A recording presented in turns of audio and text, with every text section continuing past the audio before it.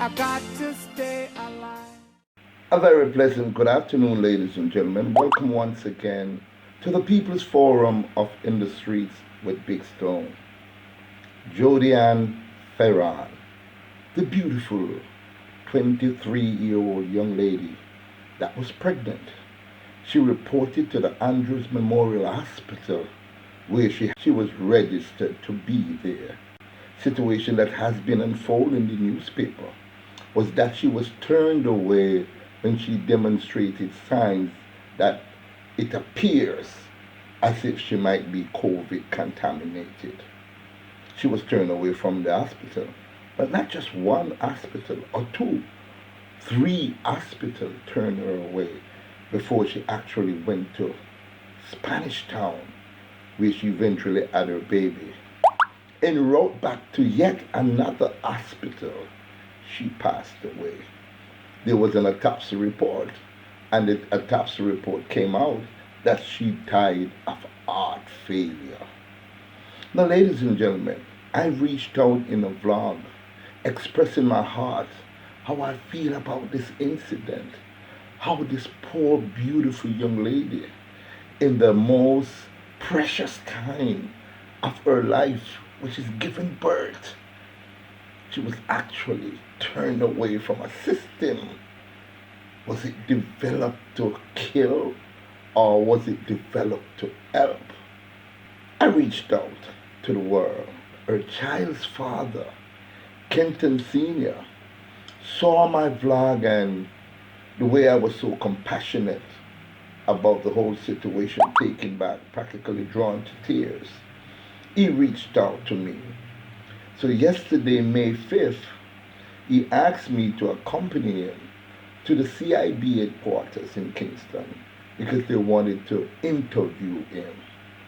So I said, okay, because I sympathize with this young man. I never met him before. When I got to the CIB headquarters, I met him downstairs. I met one of the most polite, soft-spoken, very warm individual in the image of Kenton Senior. He was such a remarkable individual. I don't know if I could stand up that strong under the circumstances of losing a loved one, being there to stand and defend his daughter alone. So we got there and we greet each other, and I accompanied him on up in the elevators, and we went to the CIB headquarters. They say there was not enough space for me to be on the interview, which was okay. And Mr. Senior said he'll be right back. I thought more or less the interview was going to be maybe an hour or so. But they interviewed him for 5 hours. I don't know what was said personally, but when Mr. Senior came out, he was happy. The ordeal was over. And he was wondering, what's next? Will this result in justice? Will this give him and the rest of the family the justice that they so desperately need? Because they need this justice to bring some form of closure. They know he cannot bring back their loved one in Jodian, and they know that. But because we want the world to know that justice was served in this one. And I'm going with you, Kenton, all the way. So Kenton sent me a voice note this morning, thanking me for being there for him and so forth and so on. As a matter of fact, in his own words, here is the voice note. Take a listen. Hey, Mr. Sinclair, good morning. I'm actually at work now, but I'm just taking a minute just to reach out to you to tell you thank you very much for your love and your support and your kindness and for your time. Yeah, and for, reaching out to me and my family, you understand, and even for highlighting this unfortunate situation so that, persons can know what is happening. I just want to thank you very much, for using your platform to highlight, this situation. Understand? And you have proven to me that it wasn't just about the vlog, because you actually went all out just to meet me in person and even to escort me to that place yesterday, and for sitting and waiting for me for almost 5 hours. I greatly appreciate that. It shows that there are still persons here in Jamaica with love in their heart, with a sense of humanity, and I really appreciate that. It's very hard, it's very rough, but the family is sticking together, and we're working together as one to comfort each other and to get over this tragic ordeal. I know from Thank you so much, Kenton. Thank you so much. I did what I had to do from my heart, man. And I really appreciate the fact that you took time out from your busy schedule to thank me. But it was nothing, man. I did it. I don't want to take this opportunity to pick up Wayne Lonesome, because Wayne has been a tower of strength in supporting and giving guidance to Kenton Senior. So Wayne Lonesome, wherever you are, man, thank you so much. As a matter of fact, Wayne also reached out to me and asked me to escort, or I would say accompany, Kenton Senior to the CIB office. So Wayne, I salute you. But ladies and gentlemen, in his thanking me, Kenton Senior began to speak about how he feels, and I just want to share this with you also. How a distraught father, a father that loves his girlfriend dearly, dearly, words cannot express how he felt. And this is what he further had to say. Take a listen to a very sad, distraught, sometimes confused, because he doesn't know whether it's going there or there. But one thing I can tell you, he's a young man of integrity, a young man that is brave, a young man that has class. Here is Kenton Senior. most persons in Jamaica, it's all about their reputation and saving their self. You understand, the image of their organization and things like this. So I'm not really expecting better. You understand? They can trick the majority of Jamaica, they can trick the majority of this country, but some of us have a brain. Some of us have real integrity. Not just spelling the word and applying it, but real integrity. You understand? Men with courage, men with heart, men with dignity. You understand? Men who are not afraid, men who are willing to stand up and to die for what is right. You understand? As a part of our pledge to stand up for justice, brotherhood and peace. But I realize that in Jamaica we don't remember this. You understand? We just say it for style. You understand? We just stand on public platforms and say it because it fits the occasion, and it look good and sound good over camera. You understand? So, I'm one of those guys.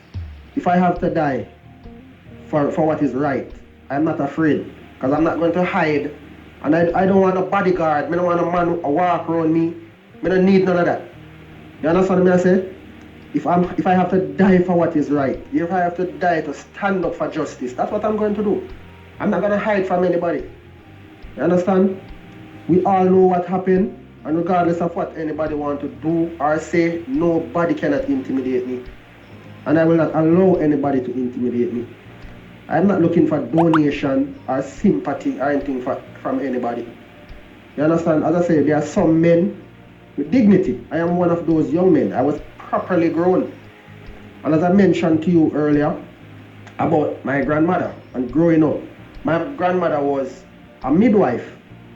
You understand? In a little district called Donegal in St. Elizabeth. Growing up with my grandmother, I remember at midnight, some wee hours of the morning, we didn't even have cars so much in Jamaica at the time. People used to come and pick up my grandmother on donkeys or horses. You understand? Those hours just to go to their homes to deliver babies. My grandmother was like that. My grandmother was the type of woman who, no matter what kind of sickness you have, she know which bush or which root to boil or whatever to give you.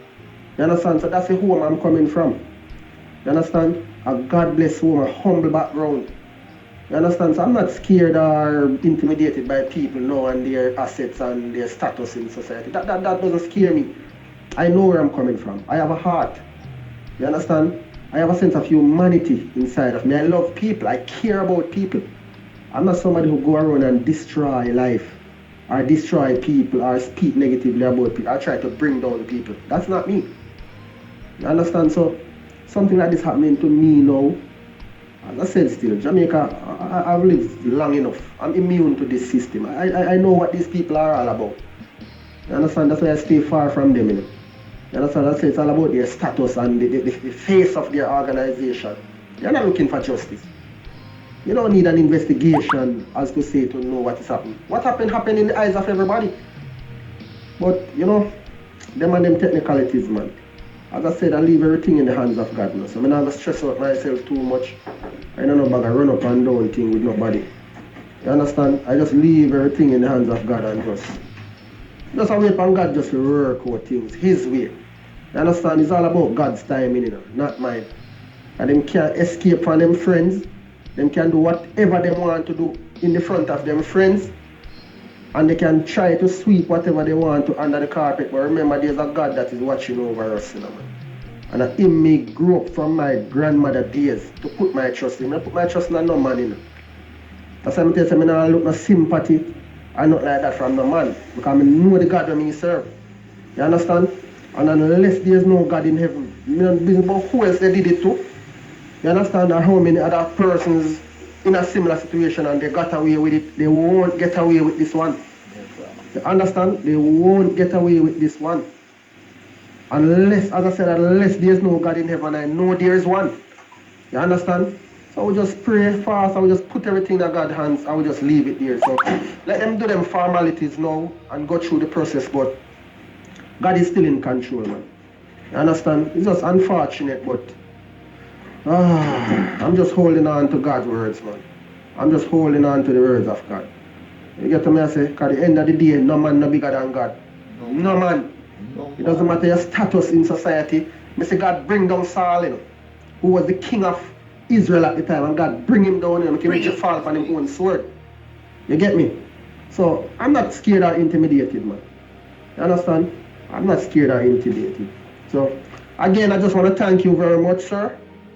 I respect men like you, men who have a backbone, men with character, men who stand up for what is right. You understand? Luckily, at least, you know me, you, and there are others, we are not yes men. We are not intimidated. You understand? So, that's just where it is at the moment, sir. As you know, the family asks for privacy to, deal with the situation, but it doesn't change how we feel. So, I can express my feelings to you or to anybody without jeopardizing the investigation or anything like that. Again, Mr. Sinclair, I just want to thank you very much, sir. I respect you, and I'm here. You know how to find me, and you know where I am. So, big up yourself and enjoy the rest of the day. I'm going back to do the government's work, alright? Have a nice day. That is the voice of a very powerful, very intelligent, very articulate, and very brave young man. I'm proud of you. I could practically call him my son. Kenton, hold the faith, man. Stand strong. Continue to walk with your heads high. And trust me, there is a great and living God. And remember, His justice must prevail. Thank you very much, ladies and gentlemen, for watching. Thank you so much.